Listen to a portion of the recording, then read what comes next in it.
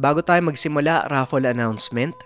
Yung iba hindi pa nagkiklaim ng price nila, kaya ibibigay ko na lang uli sa iba yung premyo at sa dadating na Sunday, meron uli tayong cash prize raffle na 200 pesos. Simple lang ang gagawin, JIP, ano? Mag-comment lang ng hashtag JD at hashtag JD Films. Mag-subscribe sa YouTube channel ng JD. Nariyan sa comment section ang link ng channel. Ganun kasimple, mananalo na kayo kaagad ng 200 pesos sa Sunday. Yun lamang JIP, wag na nating patagalin pa. Simulan na natin ang kwento.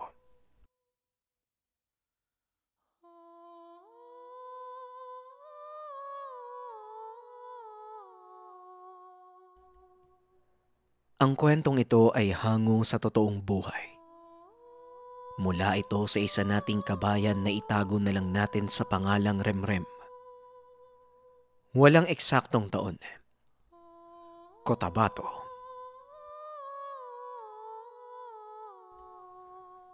Nang mga panong ito, namumuhay sa isang payak na pamayanan si Remrem, kasama ang kanyang ina at mga kapatid. Maaga silang naulila sa ama. Nasawi ito nung sumiklab ang gera ng pamahalaan laban sa mga teroristang grupo sa lugar. Isang sundalo ang tatay ni Remrem na itago na lang natin sa pangalang Ismael. Bagaman isang Muslim, pinili nitong sumapi sa puwersa ng pamahalaan upang kahit papano ay mabigyan daan ang kapayapaan sa kanilang bayan.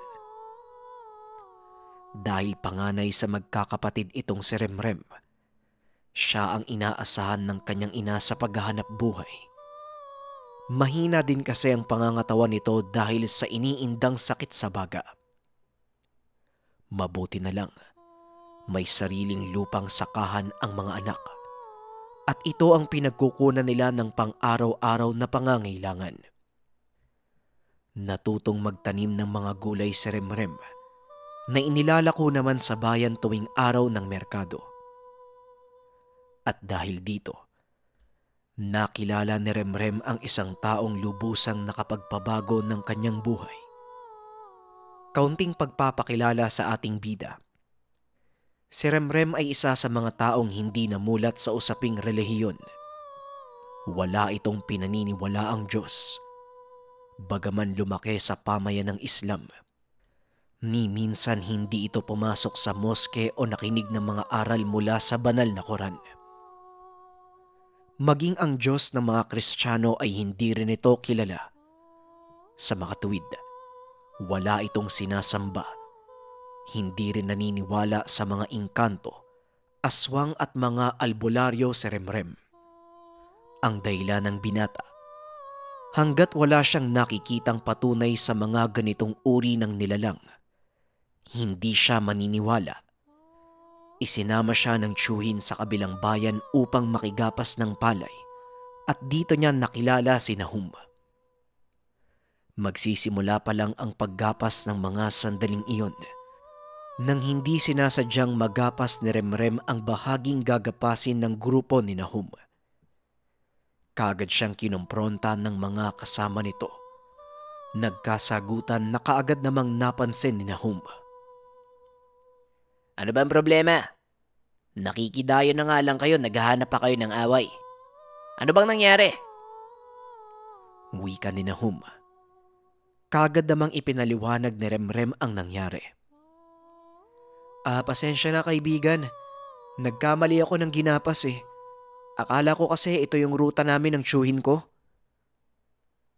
Ngumiti si Nahum at nagsalita. Ayos lang. Walang problema sa amin yun. Saka, isang linya pa lang ang nagagapas mo. Teka, sino ba yung kasama mo? Kagad nilingon ni Remrem ang tiyuhin. Itinuro sa kausap. Tumango na lang ang binata at muling nagsalita. Dalawa lang ba kayo? Alam mo, kulang din kami ng 2 tao eh. Baka gusto nyong sumama sa amin. Nga pala, ako si Nahum. Alam mo kaibigan, mahirap makakuha ng ruta kapag kakaunti kayo. Kaya sumama ka na lang sa amin. Medyo malapad tong gagapasin eh. Kaya siguradong sapat na yung magiging parte nating 6 kung sakali. Kagad namang tinawag ni Remrem ang tiyuhin. Kinausap niya ito at pumayag naman sa inaalok ni Nahum. Laking pasasalamat ng dalawa dahil nakahanap sila ng bagong grupo sa gapasan. Inamin din ng tiyuhin ni Remrem na pagbabakasakali lang ang ipinunta sa lugar. Alam mo Rem, hindi ko akalaing makakagapas tayo dito. Mabuti na lang at nakilala mo yung grupong yan at siguradong meron tayong iuuwing palay mamaya. Wika ng tiyuhin na itago na lang natin sa pangalang Turing. Inabot ng maghapon bago nila tuluyang matapos ang gapas. Mahigit 1 hektarya kasi ang ruta ni Nahum na labis namang ipinagtataka ng binata. O paano ba yan? Bukas na natin ipapawagwag yung nagapas natin ha. Gagabihin tayo eh. Wika ni Nahum. Oo nga Nahum eh. Teka, bakit pala napakalawak ng ruta nyo? Ganito ba kalagi kalapad yung ginagapas nyo sa tuwing anihan? Tanong ni Remrem. Natawa naman si Nahum at ikinagulat ng binata ang itinugon sa kanya ng isa sa kanilang kagrupo. Oo naman. Ikaw ba naman ang magmay-ari ng palayang ito eh? Malamang malaki yung gagapasan. Nanlaki ang mga mata ni Remrem nang malamang si Nahum pala ang may-ari ng palayan. Nakaramdam ng pagkailang ang binata dahil inakala niyang nakidayo lang din ito. Naku, pasensya ka na.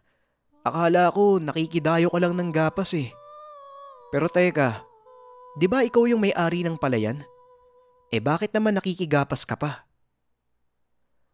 Tanong ni Remrem. Napangiti naman si Nahum at tumugon.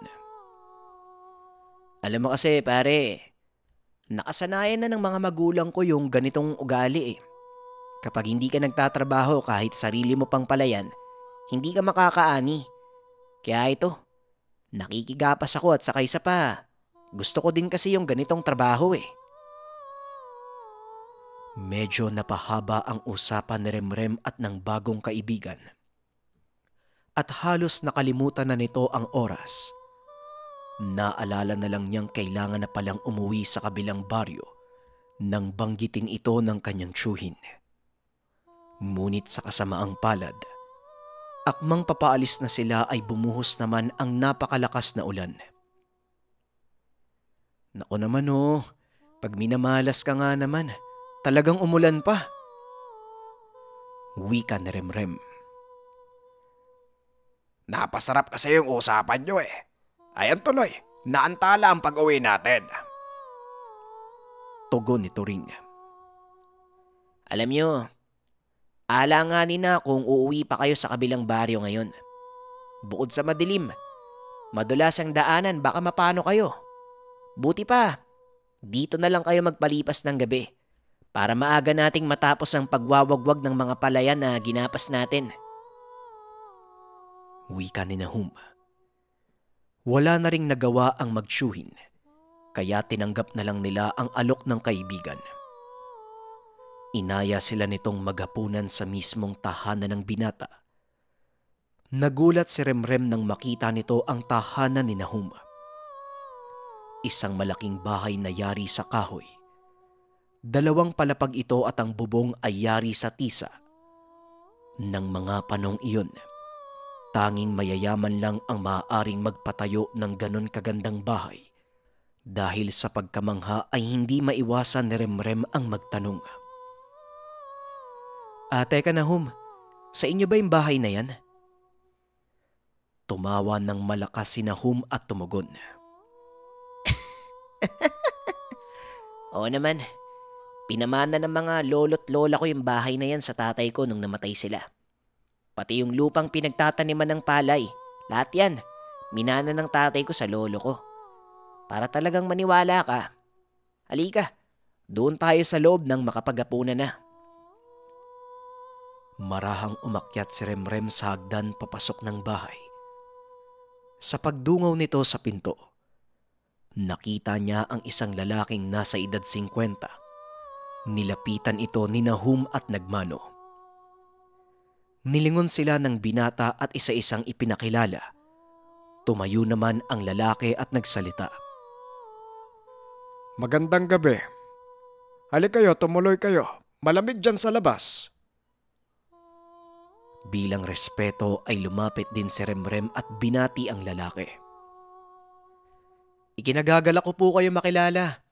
Pasensya na po kung makikisilong po kami. Medyo malayo kasi yung uuwian namin eh. Tapos umuulan pa. Wika ni Remrem. Napangiti ang lalaki at nagpakilala sa pangalang Omar. Walang problema. Ang kaibigan ng anak ko ay tinuturing ko din kaibigan. Halika kayo, lalamig ang ulam. Wika ni Mang Omar. Habang nakaupo sa pagkainan, napansin ni Remrem ang kakaibang kilos nito. Panay ang paling ng ulo nito habang nakatitig sa kanya. Hindi na lang ito binigyan ng pansin ng binata dahil maayos naman ang pakikitungo nito sa kanila. Sa isip niya, baka may kapansanan lang ang tatay ni Nahum. Pagkatapos kumain ay nagkwentuhan sandali sina Nahum. Sa sandaling panahon ng pagkakakilala ay gumaan ang loob ng dalawang binata sa isa't isa. Naikwento ni Nahum na ang kanyang ama ay kilalang albularyo sa lugar at marami na itong napagaling. Ngunit kahit ano pang pagpapatunay ni Nahum, hindi magawang maniwala ni Remrem sa mga sinasabi nito. Pasensya ka na pare pero hindi kasi ako naniniwala sa mga ganyan. Ako kasi yung tipo ng tao na hanggat hindi mo napapatunayan ang sinasabi mo, hindi ako naniniwala. Ganun pa man, nare-respeto ko ang paniniwala nyo. Wala naman akong problema sa ganun pare. Wika ni Remrem. At dahil medyo malalim na ang gabi, nagyaya ng matulog si Nahum. Malakas pa din ang ulan ng mga sandaling iyon at habang nakahiga ay narinig niyang nag-uusap ang mag-ama. Atay, pupunta po muna kami sa may bukid. Sobrang lakas po kasi ng ulan eh. Baka tumaas ang tubig sa sapa at maanod ang mga tinumpok na palay. Sayang naman po kapag nagkaganon. Wika ni Nahum. Napabangon si Remrem at pinakinggan ang sasabihin ni Ulang Omar. Mapanganib na sa labas, Nahum. Alam mo kung anong meron sa kagubatan kapag gabi na. Hindi ako makakapayag na umalis ka mag-isa. Tugon ng matanda. Tumayo naman si Remrem at sinabihan ang kanyang tiyuhi na tutulungan nito si Nahum sa bukid. Hindi naman sumagot si Turing dahil napakahimbing na ng tulog nito. Nagulat ang mag-ama nang biglang buksan ni Remrem ang pintuan ng kanilang silid na tinutulugan. O Remrem, gabi na. Bakit gising ka pa? Tanong ni Ulang Omar. Paumanhin po Ulang Omar, pero narinig ko po kasi yung pag-uusap niyo ni Nahum eh. Gusto ko po sanang makatulong kung papayag kayo. Tugon ng binata. Ngunit hindi pumayag ang matanda. Hindi pwede. Baka kung mapano kayong dalawa doon. Maliban sa malakas ang buhos ng ulan, hindi nyo alam ang maaaring mangyari sa inyo, lalong-lalo na kapag dumaan kayo sa gubat. Napakamot ng ulo si Norem at muling nagsalita. Huwag po kayo mag-alala Ulang Omar, hindi po ako natatakot. At saka tama po kasi si Nahum eh. Sayang po yung mga palay kung sakaling tumaas po yung tubig sa sapa. Wala nang nagawa ang matanda kung hindi sumang-ayon sa gustong gawin ng dalawa. Bago umalis ay may inabot ito kay Nahum. Sinabing sa oras na makaramdam sila ng panganib, gamitin niya ang bagay na ito. Habang pababa sa hagdan ay hindi maiwasan ni Remrem ang mag-usyoso kung ano ang inabot ng matanda. Ipinakita naman ito ni Nahum, isang pito na gawa sa bagakay. Ayon sa binata, pantawag daw ito ng tulong kung sakaling may mangyaring masama sa kanila. Paglabas nila ng tahanan ay napakalakas pa din ng buhos ng ulan. Ilang segundo pa lang silang sumuong, basang-basa na ang kanilang mga salakot.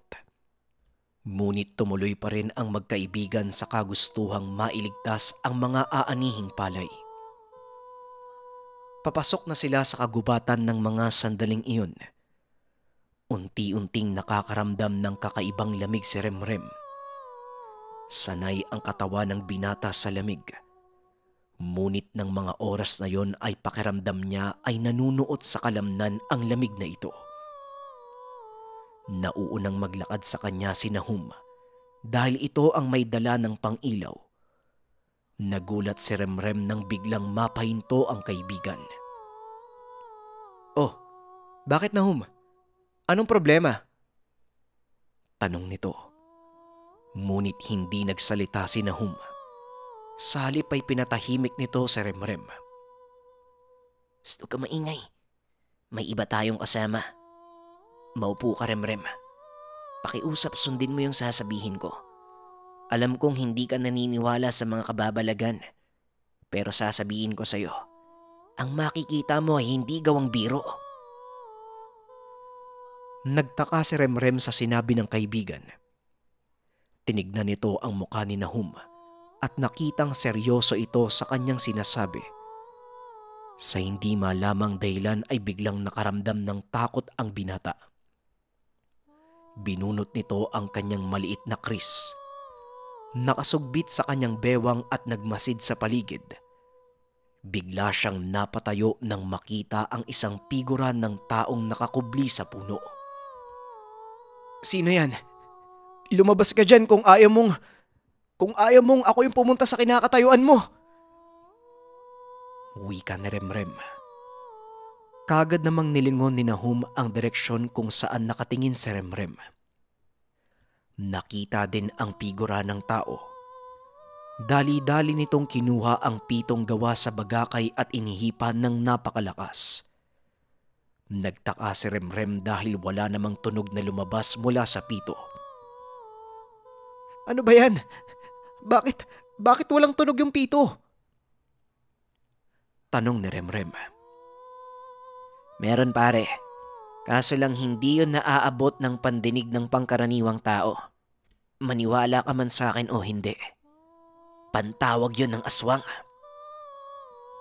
Natawa si Remrem sa sinabi ni Nahum. Dahil nga sa hindi ito naniniwala sa mga aswang. Ngunit ilang sandali pa ay biglang kumilos ang aninong nakatago sa puno. Tumalon ito papunta sa kanilang kinaroroonan. Paglapat ng mga paa nito sa lupa, biglang nag-iba ang anyo ng nilalang. Isang malaking aso ang nakatayo sa harap ng magkaibigan. Narinig pa ni Remrem na bumulong si Nahum. "Tay, bakit ang tagal niyong dumating?"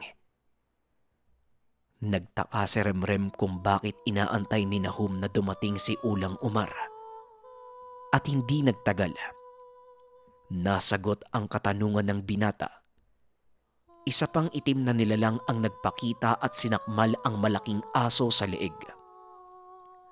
Nagpambuno ang dalawang elemento habang papatakas ang dalawa. Nagtago sila sa isang puno. Pinanood ang laban ng mga nilalang na noon pa lamang nakita ni Remrem sa buong buhay niya. Nang lingunin ito ni Nahum, nakita niyang nakangiti ito. Medyo nainis ang binata dahil nasa kalagitnaan sila ng panganib. Nagagawa pa ding ngumiti ng kaibigan. "Ano ka ba naman, Nahum? Mamamatay na tayo dito. Nakangiti ka pa din." Kaagad ding tumugon si Nahum. "Hindi tayo mamamatay, pare. Tignan mo, nananalo na si tatay." Lalo namang nagulo ang isipan ni Remrem, kaya nilingon niya ang dalawang naglalabang nilalang. Itinaas nito ang dalang pang ilaw. Nanlaki ang kanyang mga mata nang makilala ang kasuotan ng isa sa mga nilalang na naglalaban. Ulang Umar? Teka, siya ba talaga yan? Bakit punong-puno ng balahibo yung katawan ng tatay mo, Nahum? Sa naaalala ko, sinabi mo sa akin na kilalang albularyo si Ulang Umar, di ba? Tanong ni Remrem. Oo, manggagamot nga si tatay. Pero mula siya sa angkan ng mga aswang na hindi pumapatay ng tao para gawing pagkain. Ginamit ni tatay ang kanyang pagkaaswang upang manggamot. Pagpapaliwanag ni Nahum. Hindi pa rin makapaniwala si Remrem sa kabila ng mga nakikita. Tuloy-tuloy lang sa pakikipaglaban si Ulang Umar. Hanggang sa tuluyan nitong mapatakbo ang kalabang nilalang. Huwag ka nang babalik. At sa oras na kantiin mo pa ang anak ko, maghihiwalay ang ulo at katawan mong demonyo ka. Wika ni Ulang Umar. Agad itong naglakad papunta sa pinagtataguan ng dalawang binata. Pasensya na po tay kung hindi ako nakinig sa inyo. Gusto ko lang naman po kasing isalba yung mga palay natin eh. Pagpapaliwanag ni Nahum. Hinawakan naman ni Ulang Umar sa balikat ang binata at sinabing wala itong dapat alalahanin. Nang mapatingin ang matanda kay Remrem, nakatulala lang ito na parang nakakita ng kung ano. Ano pare? Naniniwala ka ng may aswang ano? Hindi pa rin makasagot ang binata, kaya niyaya niya itong umuwi para makahigop ng mainit na kape. Habang nakaupo ay iniisip pa din ni Remrem ang mga nangyari. Hindi nito mawari kung guni-guni lang ba ang lahat o namamalikmata lang siya. Sa kabila ng mga nasaksihan ay hindi pa din ito nagawang maniwala. Hindi na sila nakatulog ng mga sandaling iyon, kaya inantay na lamang ng mga ito ang pagsikat ng araw. Paano ba yan pare? Naanod na yung lahat ng palay natin eh. Pasensya ka na ha. Hindi ko naagapan ng malaking baha. Yan tuloy wala kayong may uuwi sa inyo. Wika ni Nahum. Agad namang sumingit sa pag-uusap si Ulang Umar. Hindi ako makakapayag na walang may uuwi sa Remrem. Nahum, mamayang tanghali, ihanda mo ang kalabaw. Ikarga mo sa karosa ang 5 sako ng palay mula sa imbakan natin. Remrem, alam ko hindi ito isasapat pero pagpasensyahan mo na at pagdamutan mo ang maliit kong tulong. Wika ni Ulang Umar. Bago umalis ang tiyuhin ay inaya muna sila ng matandang mananghalian. At pagkatapos kumain ay kinausap ni Ulang Umar si Remrem. Alam kong hindi ka naniniwala sa mga nakita mo, Remrem. Pero alam mo, sa ikabuturan ng puso mo, totoo ang lahat ng yun. Hilingin ko lang sa iyo na huwag mong ipagsabi kahit kanino ang mga nalaman mo tungkol sa akin. Ngumiti naman si Remrem. Nangako sa matandang walang makakaalam ng sekreto nito. Sa paglipas ng panahon, naging malalim ang pagkakaibigan ni Nahum at Remrem. Nakita din ni Ulang Umar ang kakaibang kabaitan ng binata at pagpupursige nito sa buhay. Kaya bago tuluyang pumanaw ang matanda, hinati nito ang kanyang lupang sakahan sa 2 binata. Hindi man ito kadugo si Remrem. Nakita naman ito ang kakaibang malasakit ng binata sa nag-iisa niyang anak. Naging magkatuwang ang dalawa sa pagpapalago ng kanilang palayan. At kagaya ng naging simulain ni Ulang Umar, naging tradisyon na ng magkaibigan ang magbigay ng tulong sa iba tuwing may mga kalamidad at sakuna. Minana ni Nahum ang pagkamanggagamot ng kanyang ama, ngunit hindi nito ipinasa ang pagkaaswang.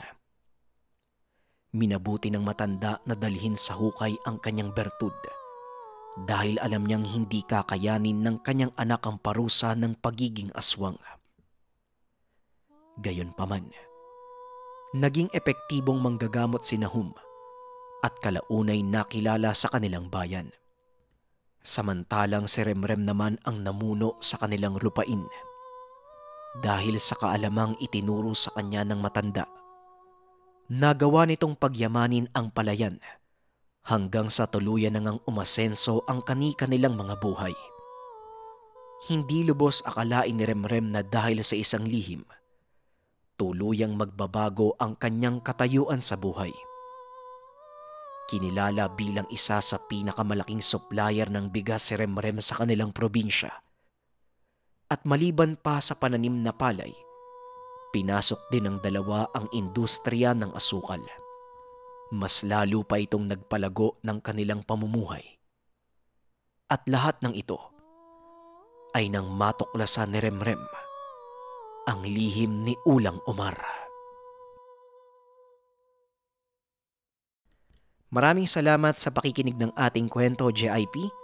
Abangan pa natin ang mga susunod na kwento dito sa Kwentong Bayan at syempre, sana ma-appreciate nyo din yung effort ng ibang boses dito sa channel.